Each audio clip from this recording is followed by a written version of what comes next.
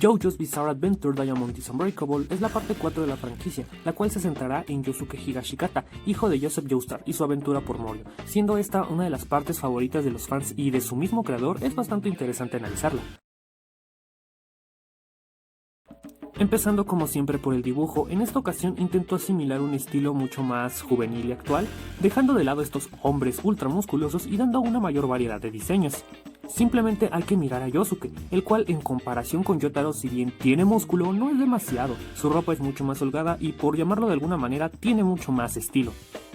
En esta parte encontraremos una gran variedad de diseños, tamaños y figuras, en comparación con las partes anteriores, poniéndose mucho más experimental en este sentido. Diría que uno de mis problemas es que si bien tiene variedad en ese aspecto, creo que lo que respecta a ropas no destaca demasiado, pero tampoco es un problema. Personalmente mi diseño favorito es el de Rohan, siento que es extravagante y llamativo y siendo sinceros se ve genial. Fuera de eso encontramos una vez más una acción muy bien plasmada, muy parecido a partes anteriores. Los paisajes y fondos están muy bien cuidados y en esta ocasión resaltando por la arquitectura de los lugares. Especialmente no sabría decir por qué, pero lo que vienen siendo las casas están muy bien hechas y al menos que yo recuerde tiene muchos más fondos que en Stardust Crusaders.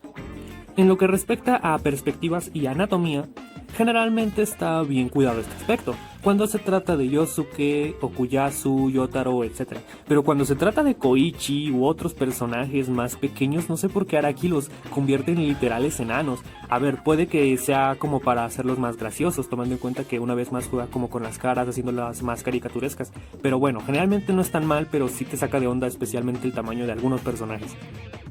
Tiene un montón de momentos bizarros, extravagantes y con alto contenido de violencia, pero todo dibujado de una manera muy buena y de hecho en esta parte se puso mucho más creativo Araki, con las ilustraciones desde los stands de Rohan hasta el de la hada madrina, entre otros que explotan mucho la imaginación de Araki y puede jugar más con la anatomía de los personajes. En conclusión, es un dibujo bueno, superándose en lo que respecta a fondos y variedad de diseños, contando con una acción divertida y jugando mucho más con las expresiones de los personajes, hacen que sea una parte con un estilo muy único y que sería un punto y aparte para la franquicia.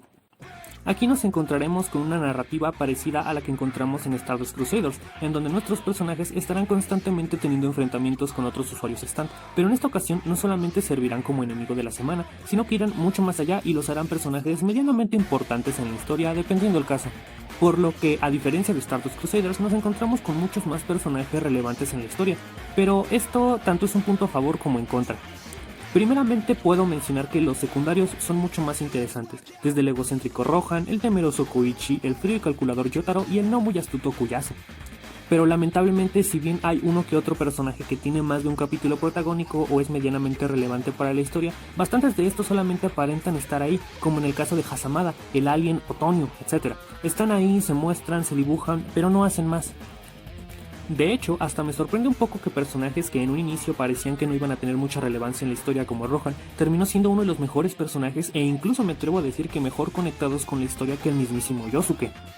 Pero para terminar con la importancia de los secundarios, en esta ocasión diría que si bien tenemos un grupo protagónico igual de interesante que el anterior, esa apariencia de que utiliza mejor a los secundarios y les da más importancia a todos los personajes es algo superficial, sí hacen más pero se quedan ahí.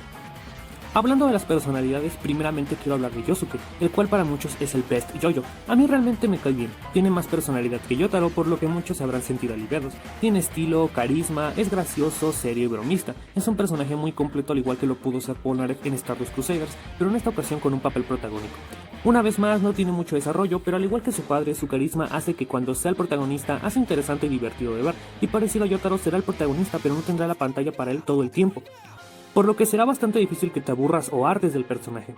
Su único defecto es que por la mitad con el inicio de Kira, Yosuke no se siente especialmente conectado con la trama. De hecho, Araki hizo mejor trabajo conectando la historia con Rohan con la de Kira.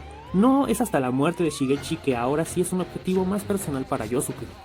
Hablando de Rohan, en serio, es un personaje que me encanta. Es egocéntrico, pero también dentro de lo que uno podría decir es bastante maduro. Tiene maneras de pensar y hacer las cosas muy interesantes, sin mencionar que es bastante gracioso ver cómo se relaciona con los demás, especialmente con Koichi.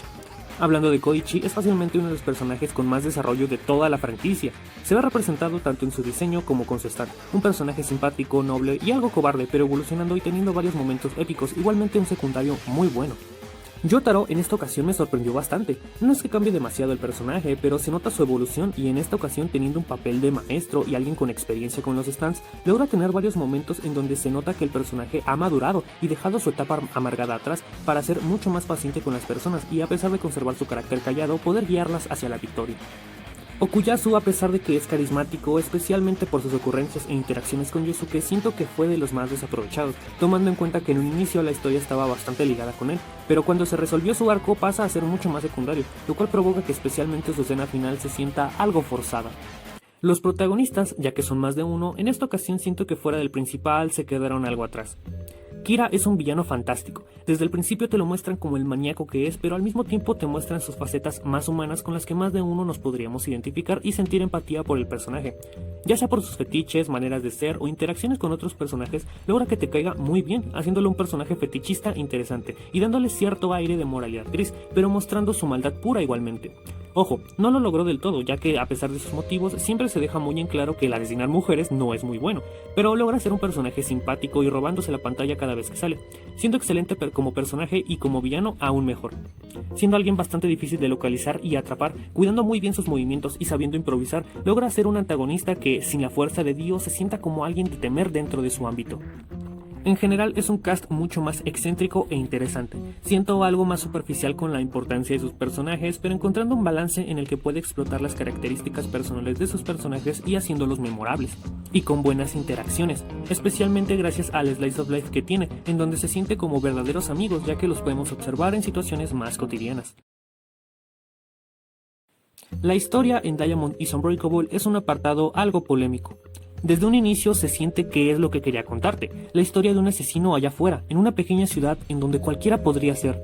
Pero antes de llegar a eso tuvo un inicio bastante interesante, siendo el primer enemigo un plot device que sirve para mostrarnos un poco a Yosuke y darle un objetivo directo con la trama, aparte logrando conectar desde un inicio la historia con la parte anterior.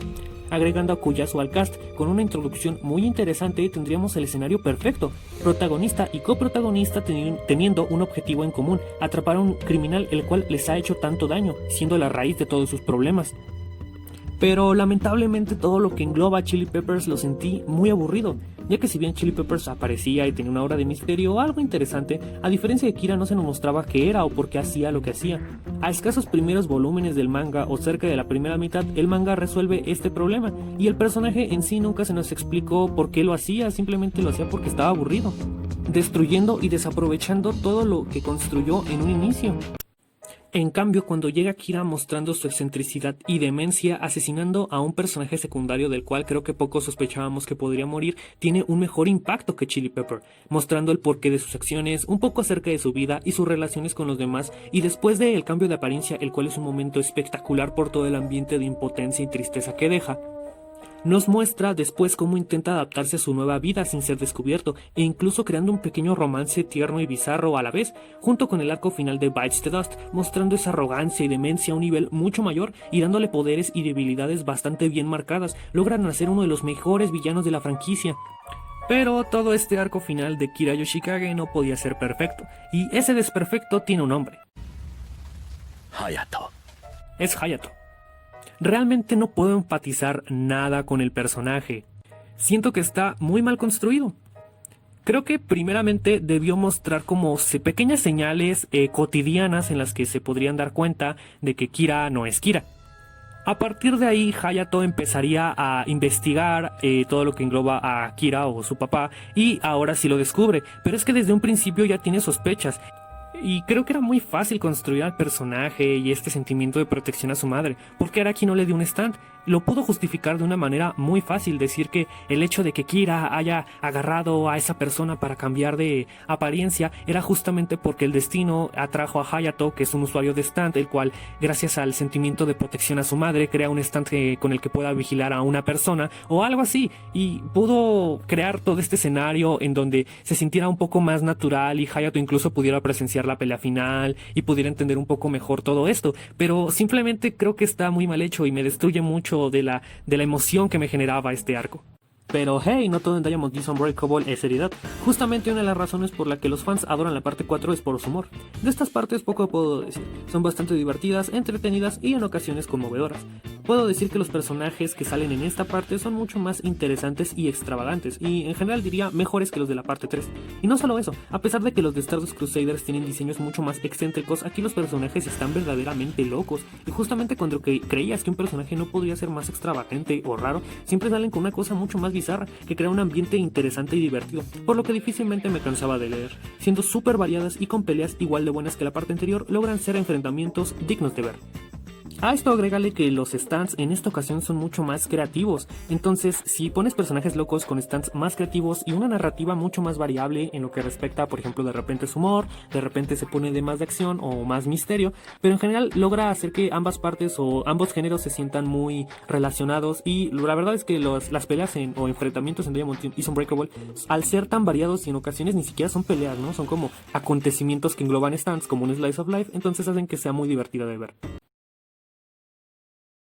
Diamond is Unbreakable es definitivamente una de las mejores partes de todo JoJo, ya sea por su protagonista, secundario, villano, enfrentamientos, stands. Es bastante claro que en esta parte supo explotar mucho mejor la fórmula del enemigo de la semana que en la parte 3, haciendo personajes secundarios más memorables y dándole más tiempo en pantalla al villano, hacen que sea una de las mejores partes de JoJo, encontrando un muy agradable tono intermedio entre comedia y seriedad.